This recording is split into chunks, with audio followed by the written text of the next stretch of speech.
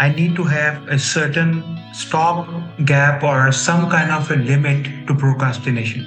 I need to take action because I cannot keep on planning things forever. And I did eventually find what I wanted to do. Welcome to the Career Relaunch podcast, focused on helping you reinvent your career. My name is Joseph Liu, and I'm here to help you gain the clarity, confidence, and courage to overcome the challenges of making changes to your career so you can do more meaningful work and enjoy your professional life. In each episode, I feature people who have stepped off the beaten path to reinvent their careers. We talk through their unique personal journeys, the challenges they overcame, and the lessons they learned along the way to help you understand what it takes to relaunch your own career. Today, my guest is going to share his story of going from an endocrinologist to a medical director. We'll discuss setting clear boundaries for yourself and the importance of finding intellectual challenge, especially when you feel like you're stagnating. Afterwards, during today's Mental Fuel, I'll describe how reaching a tipping point in your career may be exactly what you need.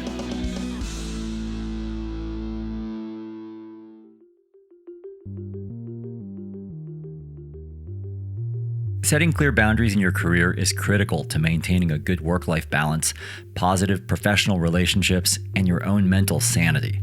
And setting boundaries is especially important when you're a doctor, where you not only experience a lot of stress and pressure yourself, but your own well-being can affect your ability to take care of the very people depending on you for care. Today, I'm speaking with Ali Jawa, a doctor from Pakistan who moved to the US 27 years ago for advanced medical training in internal medicine, endocrinology, and clinical research. He eventually returned to Pakistan to become a professor at a top public sector medical university there. Over the next decade, he built a clinical practice, set up a medical center called WillCare, served as president of the Pakistan Endocrine Society, and trained several doctors to become endocrinologists like himself. Since 2015, he's been the medical director of WillCare on a full-time basis. Now, Ali and I actually first met only a couple months ago when I was in Pakistan hosting some workshops for the Lahore and Karachi chapters of the Entrepreneurs Organization. Ali was one of the attendees sitting toward the front of the room during my workshop, and I gotta say, he was one of the friendliest faces I saw in the crowd there. As luck would have it, I sat next to him at a dinner afterwards and found him to be a very thoughtful, insightful guy. I hope you enjoy hearing about his career journey as much as I did, and I think a lot of his career reflections as a doctor can apply to anyone who's ever thought about following a less traditional path still related to their chosen profession. You can get all the show notes from today's conversation at careerrelaunch.net/95. Ali spoke with me from Lahore, Pakistan. Okay, Ali, welcome to the Career Relaunch podcast. It is great to have you on the show. Salam alaikum. Walaikum salam, and the pleasure is mine. Thank you for having me, Joseph. Thank you so much for having me. I appreciate you tolerating my attempt at Urdu at the start here, but I got to try to use a little bit of what I learned last month in Pakistan when I visited you guys out there. The last time you and I spoke face-to-face was actually sitting at a sushi restaurant in Lahore over dinner after a workshop I hosted out there. I know you're a very busy guy. I was wondering if you could just start us off by telling me what you've been focused on recently, both personally and also professionally in your life. Lately, I have been focusing on my business. My primary business is running a medical center based in Lahore. And other than that, I enjoy interacting with my peers and friends in Entrepreneurs Organization. I belong to the Lahore chapter, and I actively engage with them for the past 5 years. That's actually where you and I first met, and it was really nice to actually have you in the audience there and to be able to speak with you afterwards. One of the things you just mentioned is that you're a medical director. Your organization is called WillCare. Can you just give me a snapshot of what WillCare does and the patient population that you serve?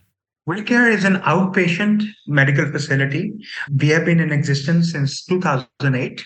It has been an amazing experience in the sense that initially we started with a smaller place, and as we developed our clientele and the patient population grew, we expanded. We developed a structure. We primarily deal with patients and clients referred by other businesses for medical checkups. And that has been the bread and butter of WillCare for the past almost 15 years. Can you also just explain briefly how healthcare works there in Pakistan? I heard a little bit about this from you when I was there. Can you explain the general setup, private versus public, how patients typically access care there? Patients tend to have a choice. They choose who they want to see. That is essentially because they are self-pay, they're paying out of their own pocket. There is a small group of people who have insurances and they have a structure in place in which they go to preferred providers, but it's not as well developed as in the West, such as in America. So it's basically the patient chooses who they want to go and see, a specialist, a generalist, a family doctor. It's up to them. Majority of the care is being provided by the private sector, all over Pakistan, but the government sector exists and does provide coverage to primarily lower socioeconomic class. Before we go back in time and talk about how you got to where you are today, Ali, I know that you're also a busy family man and you are a father. Can you give me a snapshot into your family structure, kids, how that looks for you right now? I have a big family. My children are all grown up. When you have to deal your family life as well as your business, especially when you are a practicing doctor, at times the family gets compromised. And I do have to admit that my family life was somewhat compromised in the initial start of my career in Pakistan, but eventually kind of an equilibrium and a little bit more towards the family, the tilt has been more evident. Let's go back in time and let's talk about how you became a doctor in the first place.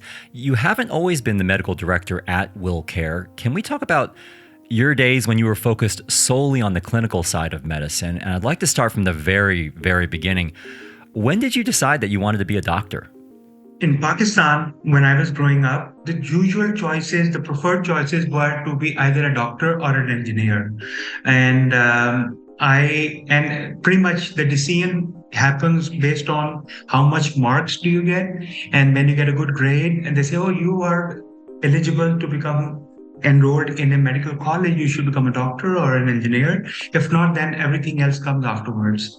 So fortunately, I had good marks and my family had persuaded me to become a doctor and I became a doctor. When I was still in the final year of my medical training, undergrad medical training, my friends and my family kind of nudged me towards consider going to United States for post-graduation. So in 1996, after I completed my med school, I went to America. I did my residency in internal medicine. And afterwards, I was a primary care doc in the VA system up there in upstate New York. And afterwards, I did my fellowship at Tulane University, New Orleans, Louisiana. And afterwards, almost after 10 years of being in the United States, I came back to Pakistan as a professor and I joined a leading public sector university in Lahore. And I started off with practice, built my practice while also setting up my medical center, which started in 2008. So I juggled academic appointment in the morning, clinic in the afternoon, as well as managing my medical center somewhere in between wherever I had time. And this overlap lasted about, I would say, almost 7 years. So let's go through these one at a time here, because I know you went through a really quick time lapse of some major, both geographical and also professional changes. When you first went to the United States, did you know what kind of doctor you wanted to be? I wanted to be a gastroenterologist. However, during my med training, I tend to develop a little interest in pulmonology, that's being a lung specialist. And then I said, you know what, I don't like either. So I took 2 years, worked as a primary care doc to have a feel what is actually in the real life. And then I said, either I'll become a rheumatologist or an endocrinologist. And since some of my family members had diabetes, I said, I'll become an endocrinologist. So my decision making was not that complex. It was probably emotional in nature, I guess. Can you explain exactly what endocrinology is for those people who are not familiar with it, and what drew you to that? I know you mentioned you knew some people who had diabetes. Was there something in particular that enabled you to choose that over the rheumatology or the pulmonology, some of those other things you were considering? Endocrinology is primarily, in layman's term, is somebody who deals with hormones, but that's an oversimplification. It is a 2-year training in United States after you have completed 3 years of internal medicine residency. And most of the patients in endocrinology are pertaining to diabetes and also thyroid and other hormonal diseases come under the ambit of endocrinology. I realized kind of during my training that I'm not a very hands-on guy. I like more intellectual work in which there is complex decision making that requires a little bit more attention to detail. Rheumatology and endocrinology both appealed to me. There was a sense overall that the diabetes epidemic is an clear and present danger for the humanity. I tended to find that to be something more relevant for me, but that was just my feeling at that time, and that's why I pursued endocrinology. The other thing I'd love to hear about is your first years there in the United States. I know you were focused on your medical studies there, but I've been to Lahore and I've been to upstate New York and I've been to New Orleans. Those places are very different from one another. What was it like to go from Pakistan and live and learn in the United States for you during those years? It was very challenging for several reasons, starting from how we drive here to how we interact with patients. How do you get your children go to school? What is the education system for them? How do you interact with your family and extended family after such a long gap? All of the things were challenges, and they were welcome challenges. I believe I was ready for it. I knew because I came from here, I went from here, and I was familiar with the overall situation. So it took some time, but I had a big support with my wife and my family. And when you reach a certain level of frustration, you have a support group that helps you cope with it. And that has been a great blessing for me.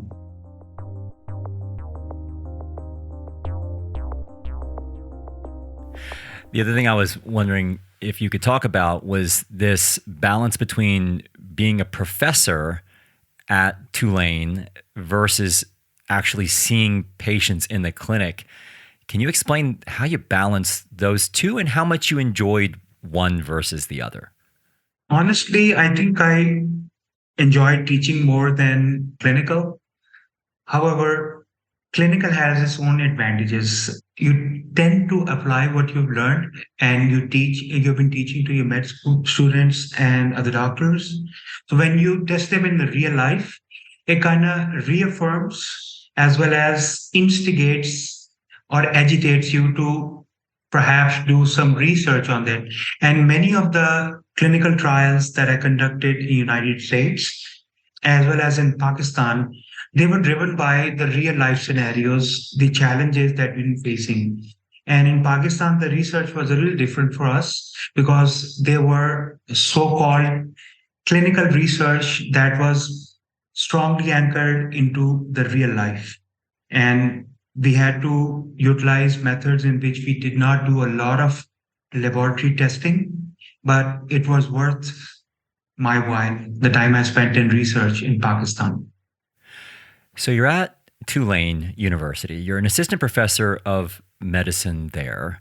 What triggered you to then return to Pakistan? Actually, when I left, I had made my plan that I am going to return back, and the psychological limit was 10 years. So as soon as I was close to it, I was already wrapping it up. And fortunately, there was an opportunity in which the government of Pakistan would hire you from United States when you come back to Pakistan into a leading university. They would place you, they would pay you, and they would facilitate research for you. So it was a dream come true for me because that's what kind of let me stay in academics for almost 15 years when I returned to Pakistan. Do you remember the moment when you stepped off the airplane there in Pakistan and what that was like for you to be back there after being away for so long. Can you take me back to that moment? Was very happy because it was a new challenge. And I knew I had support of my family who were in Pakistan. And I had the support of my wife, who was also in alignment and was committed along with me to make it in Pakistan. Before we talk about what you're currently doing, I do want to dive a little bit deeper into your life as a doctor and as an endocrinologist. I was out to dinner with my 5-year-old daughter the other day, and we were talking about the different jobs that people have in the restaurant where we were eating. And she asked me, "Daddy, who has the busiest job in the world?" And the very first profession that I could come up with was a doctor, which is what I actually told her. As you know, many years ago, I thought about becoming a doctor myself. And one of the things that eventually convinced me not to pursue medicine was the realization that the pace and the intensity of the job was not something I was going to be able to handle. How intense was your life as an endocrinologist, and what was your day-to-day life like? It was brutal, especially the first 3, 4 years after I came back to Pakistan, because the challenge was that I need to demonstrate that I am fit to integrate. So in the morning from 8 to 2, I would be at the university. I would be doing clinical rounds. I would be supervising the medical doctors in the outpatient clinic that would start somewhere like 10:30ish till 1:30. I would also be giving talks to all levels of medical students and doctors. After 2 o'clock, I would take a small break to have lunch, and then I would start my clinic like 3 o'clock-ish till like 7, 8. That's when you actually see your own patients between 3 and My 8. own patients. And it was a challenge in that sense that the patients at time would not follow you as you would like them to be, and they have different motivations. And you get frustrated that they know that this thing is not working and they still don't follow the advice. So with time, I tend to realize that I cannot control my patients. All I can do is the best advice I can give, adjust it for them, keeping their socioeconomic status in mind, keeping their physical ability to take medicine in mind, keeping their support at home in mind. And if they still don't follow, it's up to them. And this realization came after a couple of years because I was very much used to giving an advice in the United States, and the patient would follow because medicine would be covered by the insurance. They would have minimum co-payment for their visit. They would keep to their appointment. But this was 180 degree. But when I adjusted to it and I started to realize not every patient is going to be a model patient, and I need to be accepting of it and not worry too much about it. That was the moment when it became a little easier.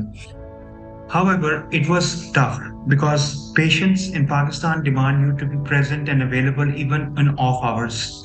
And at times it is very inconvenient. So I had to make a compromise that I had to draw a limit to when I'm going to answer their questions, even from they calling from home. So this took some time. It was back and forth. And then you eventually find your sweet spot when you don't compromise your family life and you also deliver service to your patients.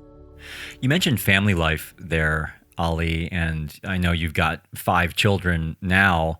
At the time when you were working these really long days, starting off with doing rounds 8 a.m. and then spending the last half of your day seeing your own patients, can you describe what your family life was like at that time? I might have neglected and might have missed some very precious moments in early part of my transition in the couple of years. And eventually, when things started to settle down, first I drew a line that I will never practice on a Saturday. So in America, it's 5 days. In Pakistan, it was unheard of. People still practice 6 days a week. Second, I made a vow that I will not practice in the evening. And most people did tend to practice in the evening, sometimes late hours. And third thing was that I had some dedicated off hours and days, which I started to enforce in the third year after I have reached and settled in Pakistan. So eventually, I was able to carve safe time for me and my family, but it was a challenge, and I did eventually find what I wanted to do. This pace of being a doctor, where you are working these long hours, seeing people who are in a lot of need, who are sick, need a lot of help, I suppose it doesn't really leave you with a tremendous amount of time to think about yourself as much. I'm curious to hear a little bit about the typical career trajectory of a doctor. In many professions and in many industries, a lot of people are thinking about, when am I going to get promoted? Which company am I going to move to next? In the world of physicians, in the world of doctors, how does that look in terms of your own career progression? How much do you think about it, and what does it typically look like for the average doctor? In academics, it is presumed that you will take the linear pathway. You will become assistant professor, become an associate professor, then a professor, then you will become head of the department. And if luck would have it, you would become dean or a principal of a medical college. That is a typical trajectory. If you're in the private practice, you build your practice to a certain level, that you're in demand, and people get other people to request you to give them an early appointment, and that is the other trajectory. Third is that people tend to go to administration, and they tend to like to manage a system, and including managing the schedules of doctors as well as the non-doctor support staff. Academically, I think I was already ahead of the game, so there was not much for me to further hone, but I did enjoy it. I enjoyed training other doctors to become endocrinologists like myself. So that was my passion. I became an examiner. I traveled a lot to take their exams. I mentored them. I taught them. And that gave me a lot of joy. As far as practice, I reached the pinnacle very, very soon. And that was, to be very straightforward, was very boring. Practice was somewhat not a very engaging activity for me. Does it get repetitive to see the same type of Yes. patient? Because I guess most doctors are specialists. And so I've always wondered what Exactly. that's like, how repetitive it gets. You're seeing the same kind of patients, different names, different ages, different backgrounds. They pretty much have a certain level of complexity. And you tend to crave complex patients, not the real simple ones. The real simple ones are easy breezy, but there's no intellectual challenge. And that is what makes it a little difficult for you to keep the same enthusiasm that you would have in other challenging situations. So, frankly speaking, I lost interest in practice not because it was not financially rewarding, it was not intellectually challenging for me anymore. You were about to talk about the administrative side of things. I know that you eventually made a pivot toward the business side of things. Can you take me through those years when you were starting to tinker with the idea of moving into the more business side of medicine? Medical center was, like, if you can call it, on the back burner and simmering along very nicely and quietly on a certain pace while I was teaching and seeing patients. Something happened in 2015, and the stimulus and the nudge that I got was from my younger brother, who's also a businessman. He had attended an immersive learning activity that was a 2 week workshop in Lahore in one of the leading management schools. LUMS is the name of it. He took it in 2013, and he was able to apply all those tools in the business. And he encouraged me to attend that. So I took that course in 2015, and the tools it gave me, the ability to lead my team, I was able to objectively quantify improvement in my business. And that was exhilarating because it was a very different way. Being a doctor, it's a one man show. You are where the buck stops. You are there, but you say the patient either does it or doesn't do it. But in managing people, you need to be able to mobilize a team. The team consists of people who are very different.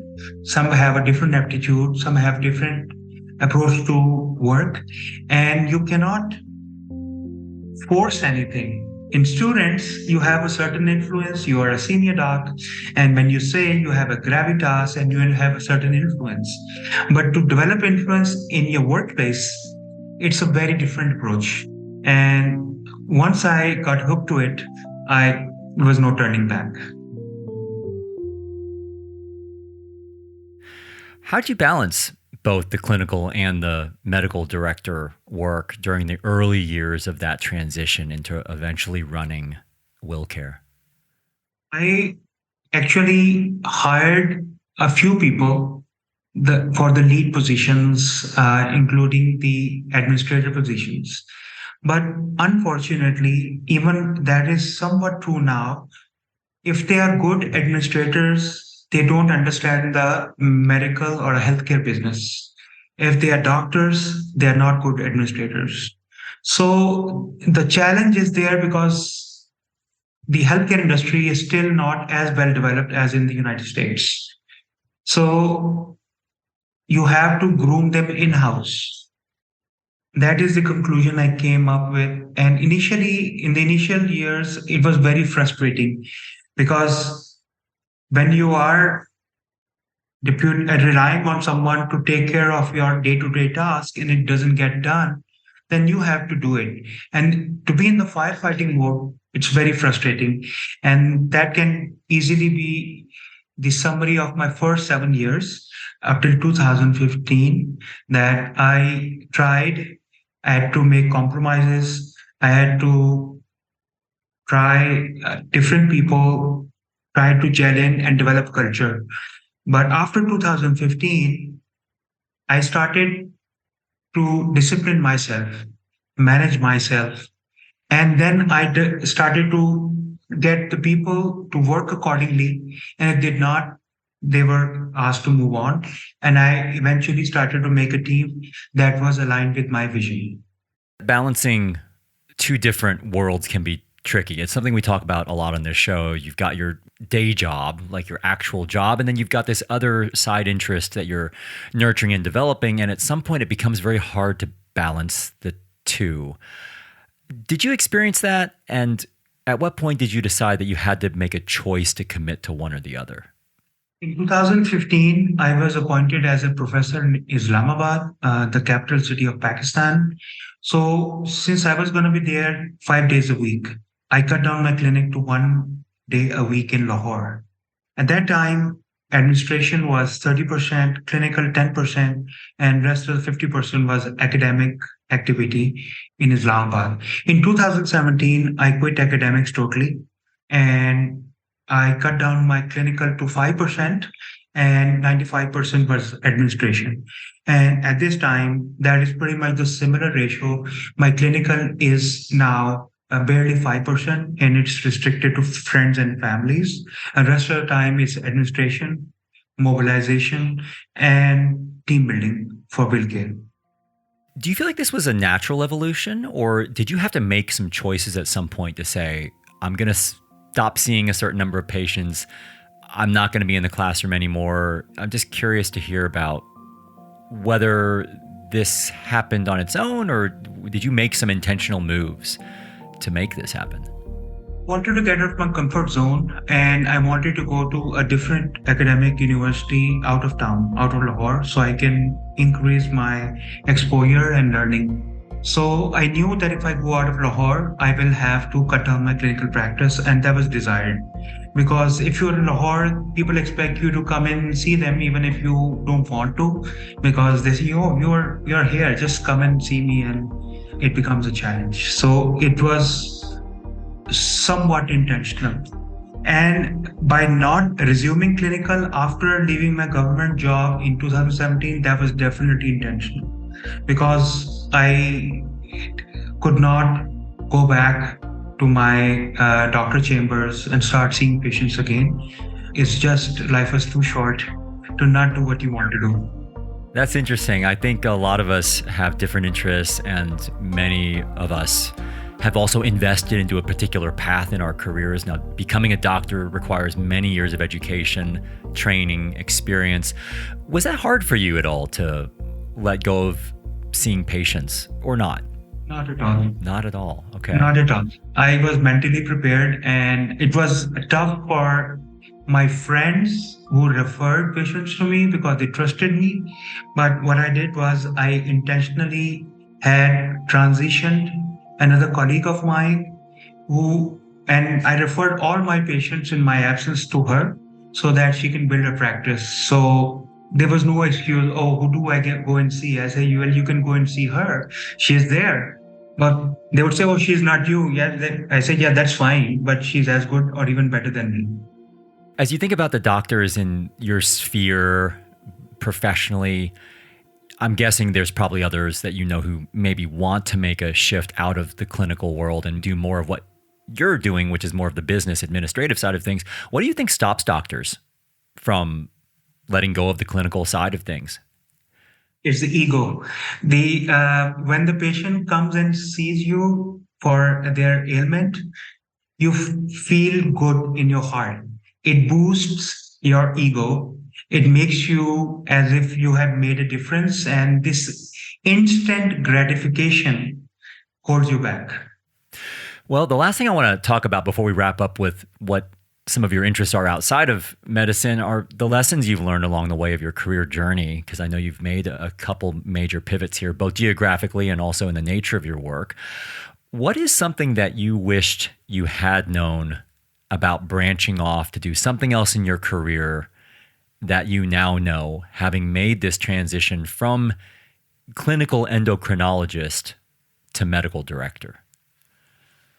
I always felt I knew everything, even if it's not something to do with medicine. I heavily discounted the skill sets, the attitude, and the work ethic of people around me. And this held me back. Because I was not appreciative enough of them, I was not grateful to them, I was not acknowledging them. So if I had early on realized that, you know what, I can do work maximum of 2 or 3 people, but if I have well-honed team of people and like 10 people, I can do work of 30. So this realization came a little late, but better late than sorry, I guess. I think the biggest influence, one book that made in my life was Rich Dad, Poor Dad. It gave me hope. This is a book by Robert Kiyosaki. It gave me hope that, you know what, even if you are working, you can become a businessman eventually. If you want to, do it side by side. So that was one of the practical things that I learned. Similarly, other books, when I started reading non-medical books, I came across a wealth of information and knowledge that how one can shift gears, take new challenges, and develop a business while still doing or working for someone else. If you had to give advice to your younger self about what it takes to make your career in medicine evolve into what it's become right now, what would that be? Marshall Goldsmith had very eloquently mentioned that we have a program identity and we have a created identity. Many times we are working on a program identity most of our life that is shaped at the age of 3 to 23. I would strongly urge the younger people to dig deeper and find out what are you? What do you think you are? And why do you want to do this work? Create your own identity. Do you want to be a practicing doctor? Just go for it. You need to know why you want to do it, because you like to treat people one-on-one. Do you want to create a system in which the patients or customers or clients, they come in and get good service, and you think you can do it by being an administrator? Go for that. If you find that you want to create a culture in which the society benefits from your presence and you are able to build a system in the community by working for the government or by teaching, become a professor. So you need to know why you want to do something. Don't keep doing because somebody else told you early on you are good at this. Dig deeper, find out what are you good at, what makes you happy, and what do you enjoy. And finally, what's something you've learned about yourself, Ali, as you've made this move from the clinical side of medicine to the business side of medicine? I need to have patience. And other thing I want to know is that I need to have a certain stop gap or some kind of a limit to procrastination. I need to take action because I cannot keep on planning things forever. And I need to get feedback from all stakeholders around because I may not have all the right answers, or I might have missed something which the other can illuminate and can make the process or project a success. Well, I want to wrap up with some of your interests outside of medicine and the medical world, Ali. We had a chance to spend a bit of time together last month when I was in Lahore, both at my workshop and also afterwards over dinner. And I know you have a lot of different interests. Let's just pick one here. Can you tell me a little bit more about your interest in food security, which I know is another area you're very passionate about? It's simply fascinating. I came across this concept while there was a US aid grant program for people to set up a business. And one of the areas they had was agriculture. And when I dig deeper, I came across that almost 70% of the fruit and vegetables that is produced in Pakistan, it gets lost after harvesting. I thought this was a huge loss. What if there is a way to save it? When you save it and you make it useful for the people to consume it, maybe you can contribute significantly to reduce hunger in the world. This has been my passion since 2017, and I had been studying it. I had the chance to interact with a lot of people, especially the young entrepreneurs. Recently, I came across a couple of entrepreneurs who are working on projects to extract value from fruits so that they are able to reduce waste and create food that is to be consumed by the people. So I feel that if we encourage ordinary people, students, other business inclined people to start looking at it, that how I can save fruit, food, vegetables, and grains so that they can be useful for people in Pakistan and beyond, this could really change the landscape. And with the climate change, the food scarcity looming around all over the world, this could be a very good way to secure food for the world. Very interesting, Ali. I just really appreciated you taking the time today to tell us more about your time as an endocrinologist and your shift into the business side of medicine, and also the importance of making sure you take the time to understand your motivations behind your career moves. So best of luck with everything at WillCare, your interest in food security and scarcity, and also with everything you've got going on there in Lahore. I really enjoyed being able to reconnect with you today and hope to see you again soon. We should stay in touch and definitely come to Pakistan. If I come to London, I'll look you up. And sounds good, we Ali. should meet up. Thank you, Joseph, for having me. So I hope you enjoyed hearing Ali's perspectives on setting boundaries, making choices that honor your interests, and getting clear on your why behind your career decisions. Now it's time to wrap up with today's Mental Fuel, where I'm going to share a few tipping points I reached in my own career that led me to make some scary but positive changes. Before we get to today's Mental Fuel, I just wanted to thank A2 Hosting for supporting this episode of Career Relaunch. A2 is the web host provider I use and trust for my own websites. They even offer 100% carbon-neutral green hosting. For an easy, fast, and affordable way to get your personal website online today, visit careerrelaunch.net/A2 to get 50% off your web hosting plan. This is the part of the show called Mental Fuel, where I finish the show with a brief personal story related to one of the topics we covered today, and wrap up with a simple challenge to help you move forward with one of your own career goals. So for today's Mental Fuel, I wanted to pick up on something Ali said about setting some kind of a hard limit to procrastination, and how you can't just keep planning things forever. He said, although you could probably just continue on indefinitely just tolerating the status quo, you have to take it upon yourself to take action at some point, which is a bit of a recurring theme that's come up across the many conversations I've had with career changers on this show. And this got me thinking about how I personally have more of a natural tendency to just carry on with maintaining the status quo myself rather than leaping into something new. When I think back to the major turning points or even small pivots I've made across the past 2 decades of my career, in pretty much every single case, I probably could have made my move a bit earlier.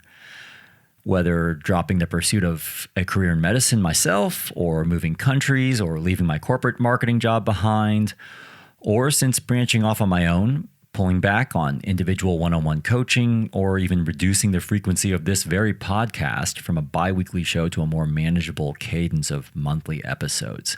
We're all very good at just holding on to what we have and making our current situation work, but perhaps not as good at moving on to something that could be better but feels disruptive to pursue. Bold moves require bravery, and I've found that along with many clients I work with, I only make a bold move after I cross some sort of a tipping point that compels me to take action. It's almost like you have to cross a certain threshold before you feel like you have no choice but to act.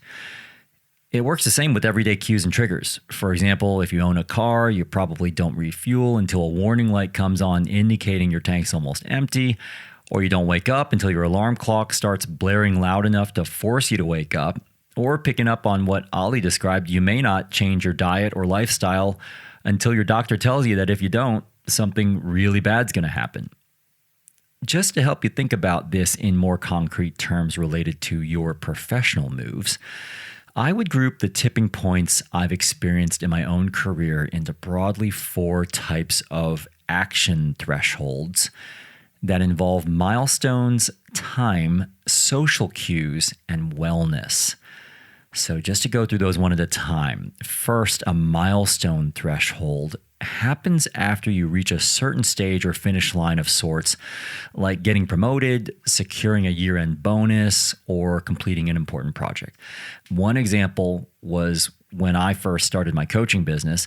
I gave myself a year to get my business off the ground and to a certain level before either continuing the business or returning to the corporate world. Second, a time threshold is based on a deadline you set for yourself, like a certain number of years worked, a period of time you're willing to put in your time in an intense role, or something age-related. For example, in my first formalized marketing role, I wanted to ensure I put in at least 3 years at that company before moving to the UK. Third, a social threshold. Once you get married, once you have kids, once a relationship with your boss or other people has hit a turning point. For example, part of my decision to leave my corporate job behind to start my own business was just my friends and family telling me I was a consistently unpleasant person to be around due to my ongoing complaining and dissatisfaction with my job. Finally, and very importantly, a wellness threshold. Your health no longer holding up. Your emotional well-being devolving to an unsustainable state. Or your overall happiness just diminishing to an unacceptable place. One example from my own career was when I was struggling to keep up with the pace and volume of my individual client work about 2 years into starting my career consulting practice. And I remember one day I literally fainted in our kitchen from my overwork and burnout, and just decided I needed to rethink my whole model of work, which is when I began making my shift into more public speaking and workshops. Now, I didn't always intentionally articulate or define each of these trigger points in advance, but whether you define it explicitly or you feel it implicitly, when you cross a certain threshold, it certainly can cue you to finally take action. If you're listening to this and you're someone who's been feeling like you need to make some sort of a change in your career, what will be your tipping point? What will be your limit? How long will you tolerate continuing on with the way you've been working or living, which you know deep down isn't how you want to keep going indefinitely? What will be your threshold that will ultimately trigger you to make a change? At some point, the onus really is on you to define when enough is enough and when you'll choose to turn your plans into concrete actions to begin that next chapter of your career. This takes me to a quote from the American theologian and ethicist Reinhold Niebuhr. Change is the essence of life. Be willing to surrender what you are for what you could become. So my challenge to you is to define what your action threshold or tipping point will be before you take action. Think about which milestone you want to cross, what amount of time should pass, what state a relationship should reach, or how badly you'll let your well-being suffer. What will it take? How far will you allow yourself to go before you can no longer not act? Before we go today, I wanted to just flag that we are now only a few episodes away from reaching a milestone of sorts for this show. The 100th episode of the Career Relaunch podcast will air this fall, and I'd welcome your ideas of who you would like to have featured in that very special episode. If you know of someone in your life, or even someone a little more famous who has a unique career change story you would want to hear more about, drop me an email at joseph@careerrelaunch.net with your suggestion, and I'll definitely consider them. If they seem like a good fit, I'll do my very best to get that person on the show. I should also say that if you have a story of career change in your own life you would like to share, or a question you want addressed on the show, I'd love for you to leave me a voicemail with your thoughts at careerrelaunch.net/95, where you can also find a summary of my discussion with Ali and learn more about his work. Again, that's careerrelaunch.net/95. Thanks so much for being part of the Career Relaunch community, and a very special thanks again to Ali Jawa for sharing his story with us today from Lahore, Pakistan. This episode was mixed by Liam McKenzie. Today's music was curated by Jonathan Rinaldi Pohl, and the Career Relaunch theme song was written and performed by Electrocardiogram. I'm Joseph Liu, and I'll talk to you next time.